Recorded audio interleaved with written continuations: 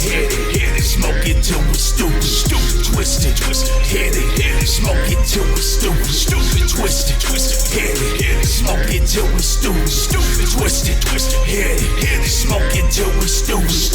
You are now listening to a Power Requires Hustle production. What up, world? This King Kold the rapper, and I'm hanging out in the Rabbit Hole studio, baby. And let me tell you something. It has been a crazy week for me. I've been sick. I've had like this really nasty flu that's been going around lately, and man, I just have not been 100%, but I feel 300% better than I did yesterday. So we're gonna knock out some podcasts, and I've been working on music today. I knocked out a phenomenal collaboration with the White Noise. It's the American as Hell remix that we are doing together. And I just dropped them their files today. So hopefully they smash it out and it gets released. It's going to be dope, though. I'm really, really excited about the song. Really happy that we did it. We've got a lot of stuff upcoming. More podcasts. More collaborations, more beats, more gamer videos, man. So do me a solid and pop on over to our YouTube channel and make sure that you subscribe to it. It's the Power Requires Hustle channel. All right. The new album we're very deep into it. To the point where we're doing the basic post-production work on it. Lining things out, rearranging some things. We switched producers on the track just to give it like a new, more uplifting feel. So, dude, we have put a lot of effort into this new album, and I'm excited about it. And that's all I'm going to tell you about it. I'm not going to tell you who's collabing, although we got some collabs. I'm not going to tell you what songs are going to be on it, but there's going to be some bangers. It's going to be a great album. I'm not even telling you what its name is. So let that sink in, baby. You'll find out sooner or later. Hey, you. Do me a solid. Pop on over to ProWrestlingTees.com/King Kold, which is ProWrestlingTees.com/KingKold, and scoop you up a t-shirt and support the podcast and my music career, baby. Yeah! All right, now we are back with our homie and friend, Dr. Carver. Say what's up, baby. What's going on, man? Hey, man, long time no hear or see. I've been kind of busy, man, so I haven't been popping into independent wrestling shows in the tri-state area as much as I would want to. But you are a steady competitor in independent wrestling. You are literally at every wrestling event that I'm at. And I have noticed that Malice has also been at a lot of events too. And I couldn't get a hold of Malice and talk to him, but I'm under the impression that you were very good friends with him, a close confidant of Malice, and that I can shoot the shit with you and get the lowdown on all things Malice. Is that correct? Oh, that is absolutely correct. Me and Malice go back quite a few years. All right, man. That's cool. All right, so I know that Malice has a wrestling event at TSW coming up. What was the date again? That's December 18th. All right, sweet. We don't have a card, so we don't know who Malice is going to beat the hell out of yet, but so far, Malice has been dominating in TSW.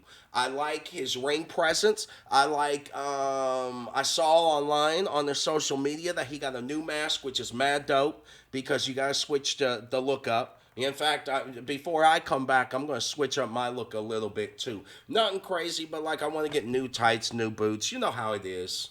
I want new shit, But, so... What has been going on with Dr. Carver as of late, man? What have you been up to?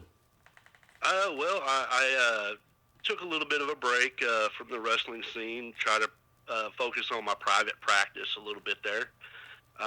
But Dr. Carver's always around, whether he's at the show or not. He always has an ear to the ground and has eyes on what's going on. That's legit, man. You got to.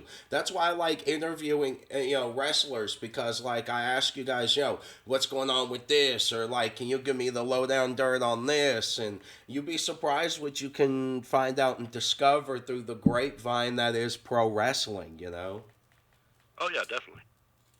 All right, so George, you have been on multiple events with me. Like you've even like we've been in matches together. Now that I think about it, like a couple Yes. of them, a few couple, maybe like four of them or something, which is crazy to Yeah. think about, because like, dude, I'll be honest with you. I remember my first match. I remember the last one I had, but all the ones in between it, whatever. Like, dude, I don't remember like a chronological order of when things happen. I'm bad about years and dates and all of that. But dude, I know I'm that right there with you, brother. yeah, dude, it's like whatever. I just keep it moving, baby. You know what I'm saying? I don't worry about um the past. I don't worry about going back. Well, I mean, I have gone back and watched some of my matches to see if things could be better or not. And dude, I just eat them alive, and I'm like, well, I should have done this, I should have done that. Nah, nah, nah, nah, nah. What are you gonna Oh do? yeah. What are you gonna do? But it makes you a better wrestler in general because you learn battle strategy. You see, hey, I was able to hit this big guy with this body slam and it looked really nice and snug. So maybe I could do that to this other dude that's about the same size. Right. Definitely. But you also have those dudes that are like deceptively heavy, and you don't realize it until you try to pick them up, and then you're like, "Fuck!" Like this dude weighs, 250 when you thought he only weighed Bill 75. Right. Right. But yeah, man. Dr. Carver has been kind of like staying in the background of things, man. But you've been keeping an eye on Malice. Can you tell me Yes. about Malice's new mask? What does the mask symbolize with Malice? What is his what is his in-game goal with being this destructive force in pro wrestling today? The mask represents the blackness of his soul. That's why most of it's black. He really it comes from a really dark place. His end game, though, is just to go out and dominate, and hopefully one day get one of those title belts. Nice, man. Like I've seen you, you know, Dr. Carver, him, um, you had a fantastic run when you were wrestling in NFW, which turned into Refocused Wrestling. And I felt like you should have had more of an opportunity outside of there to like branch out and like really work hard towards belts and whatnot. But you have worked and wrestled in Illinois a couple times, have you not? Yes, I have. Okay, and I know that. Can you tell me some of the companies you've worked for, so I'm not like pulling out of the dark? Because I know you've worked with some, but I don't know which ones, and I don't want to put over the ones that you haven't worked with. Does that make sense? Right. Yeah. Yeah, that's not a problem. I started off with New Focus Wrestling, which changed into Refocused. Tri-State Wrestling, Strictly Insane Wrestling, Strictly Insane Pro Wrestling over in Illinois. Uh, Worked briefly with Big B Pro as a referee down there when I was breaking into the business, and Demolition Pro Wrestling. Okay, so let me ask you something. When you were working as a referee, how did that differ from wrestling? Like, I mean, because I've never refereed, but like, I'm under the impression that it's really grueling, to like because you have a lot of ridicule, like from the wrestlers that are mad about the decision you called, from the fans that might be mad about you missing something that could have happened, like a wrestler getting hit with a chair or hitting the guardrail, or maybe there was a situation where there was like a double down and you couldn't have possibly seen it because you got hit and concussed too. So like, how did you like being a referee personally? It was a learning experience. It's definitely hard on the psyche whenever you go out to do a job and you think you're doing a good job, but the fans and the wrestlers and other people backstage are mad because you called it down the middle from what you've seen, and obviously they're going to get mad. It's like, oh, well, this guy, he low blowed me. It's like, well, no, I didn't see it, So, there's a lot of heat whenever it comes to that. But, I mean, you got to have thick skin and make sure you don't go out there with a chip on your shoulder for any reason. I feel that, and like it's hard in a lot of instances in wrestling to not have a chip on your shoulder because like everyone's trying to do their best. Everyone's trying to, get over and achieve and make money and prosper in their own way in one aspect or another. So like, I don't know. I don't like the nitpicky aspects of things. But I too have found myself in a situation where I've been mad at referees for the way that they act one way or another. And it happens. I'm not going to get into it. I'm not going to bury nobody because there's no point. But right. I mean, but we've all had like situations where like a referee missed something, and well, what you gonna do about it? Right, and that's the thing is that most people have to realize, the referee can only call what they see. I agree. Yeah, if they didn't see it, it's not on them. Yeah, there's no challenging the play in wrestling. You can't go back and look over the camera work and see what happened one way or another. It's too on the go. Oh, definitely. Okay, so you've got a event coming up at TSW. It is your Shop for a Cop event, isn't it? No, that was this last show. Okay, all right. So how did the last show go? Last show was great. It wasn't quite a packed house, but we had a decent crowd. Unfortunately, I wasn't able to show up, but Malice was there, and from what I heard, he was in a triple threat match. Unfortunately, it took two of them to beat him up bad enough to where he couldn't get back up to, finish the match, and actually win. But he went out there and he done what he had to do. Who were the other two contestants besides Malice? It was Stitches and a guy by the name of True Chaos. Okay, True Chaos is a newer dude. I don't know him yet. I haven't met him. But Stitches I met at a couple events, and he's got a really cool vibe to him. Like I like his look, and his aura, is really neat. And it's in independent wrestling, it's a little more difficult to like pull from areas like that because like you're so limited to what you could do on the production level, if you get what I'm saying. Oh yeah, definitely. Like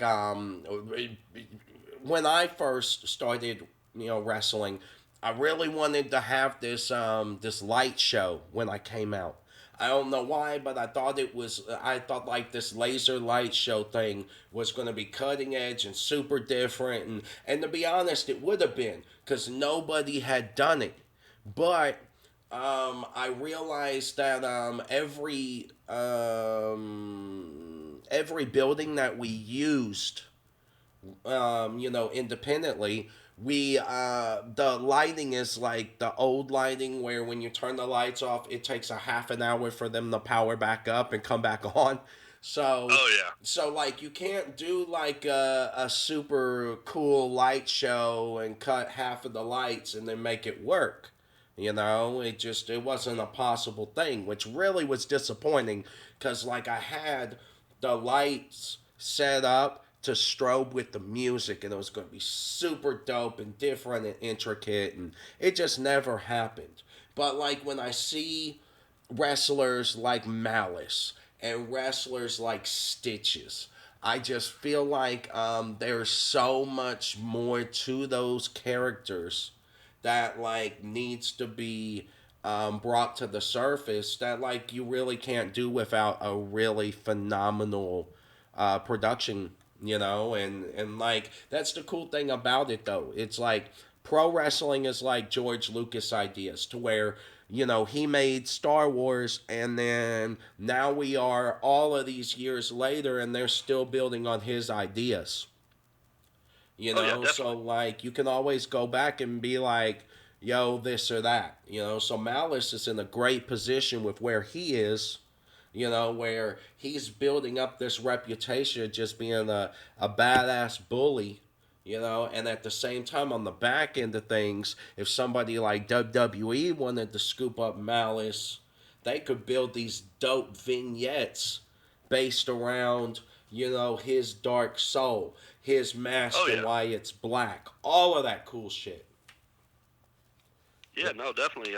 Production in the indie scenes, because it's indie and it's a lot lower budget than what your WWE or AEW is.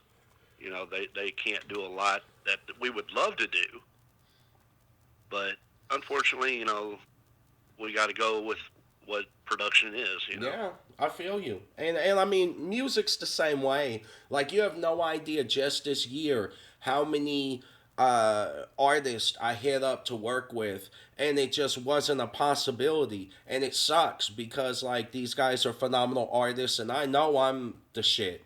You know what I'm saying? Oh So yeah, like definitely. for it not to work out is just a disappointing thing. And like it is what it is. Most of the time it's like they don't have time because they're busy thing, and I totally respect that. I've never Well, yeah. had a situation where somebody's been like, yo, kid, get the fuck out of here. There's no way I would work with you. More often than not, they work with me and we build absolute classics. Like today, I worked with these two dudes that featured on my family reunion tour, or the family reunion album that came out in 2020. Right. And they hit me up and they were like, "Hey, can do you want to remix this song?" Which was actually my song on my album, with this new beat, and then put it on their album. I'm like, "Fuck yeah, let's do it!" And they sent it There you go. over, and I've had it for like 3 4 days.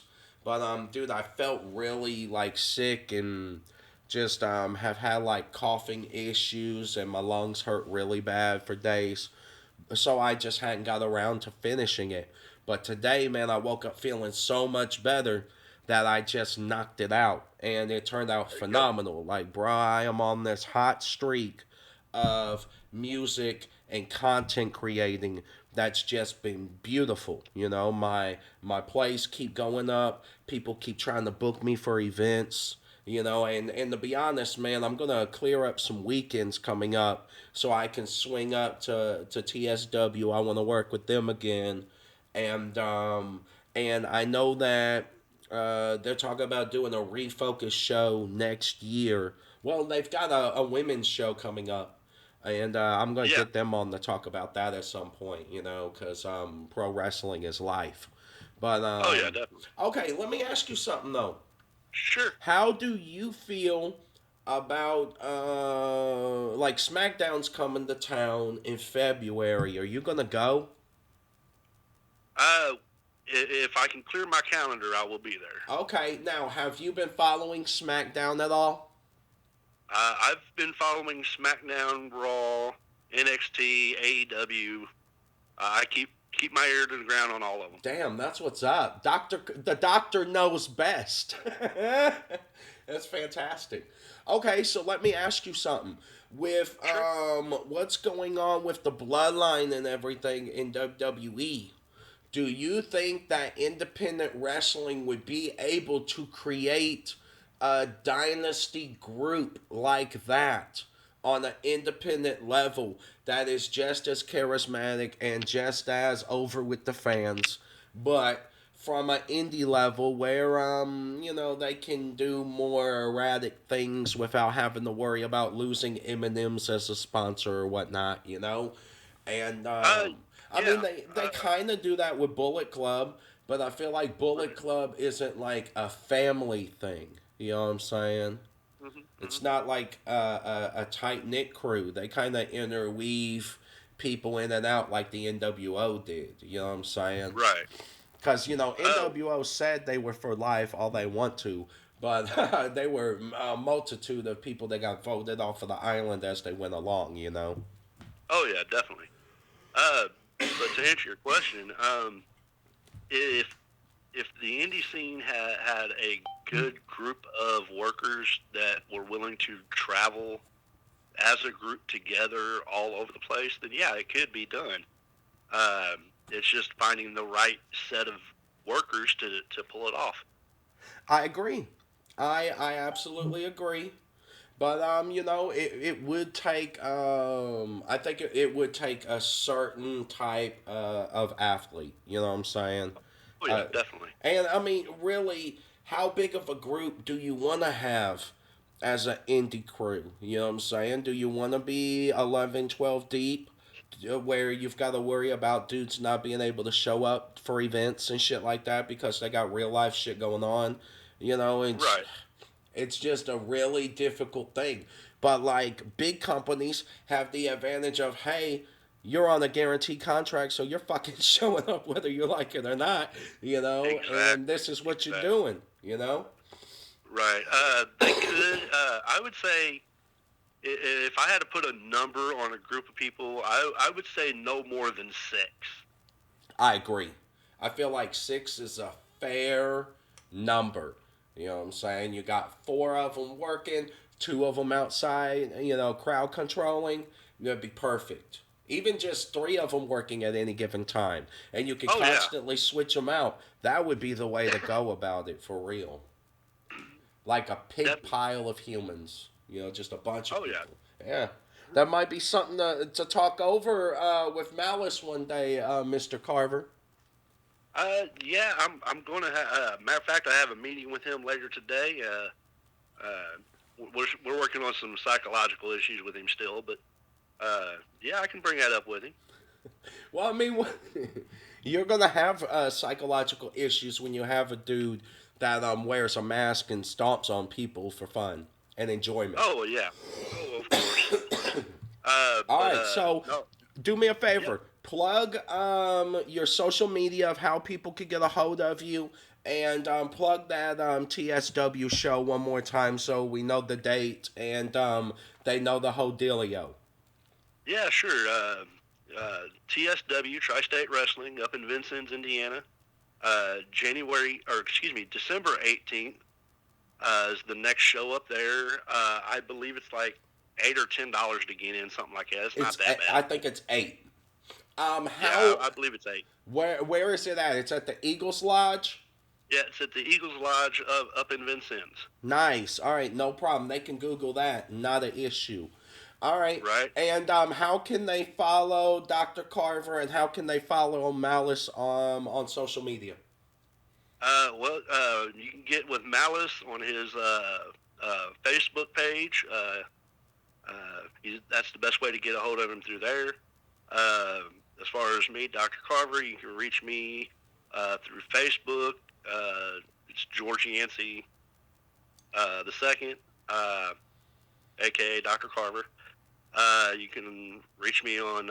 I'm on Twitter. I'm on Snapchat. The whole 9 yards.